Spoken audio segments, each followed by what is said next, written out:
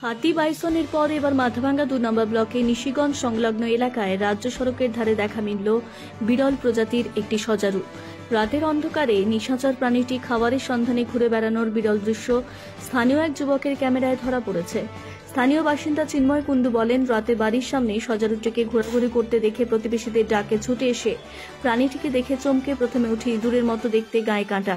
মাথাভাঙ্গা ২ নম্বর ব্লকের বাইসন হাতির দেখা মিললেও প্রথমবারের মতো সজারুর দেখা মিলেছে। উৎসুক জনতার চিৎকার চেঁচামেচিতে ঝোপের মধ্যে মিলিয়ে যায়। খবর দেওয়া হয় বন দফতরে। স্থানীয়দের অনুমান সেখানে হয়তো আরও কোনো সঙ্গী থাকতে পারে। নিশাচর এই বিরল প্রজাতির জন্তুটি এই এলাকায় এলো কিভাবে তা নিয়ে দ্বন্দ্বে রয়েছে এলাকাবাসী।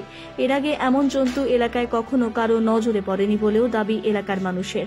মাথাভাঙ্গা বন দফতরের রেঞ্জার সুদীপ দাস জানান, বিরল পর্কুপাইন প্রজাতির প্রাণীটিকে গ্রামবাসীরা যাতে বিরক্ত না করে সেই বিষয়ে আবেদন করা হয়েছে।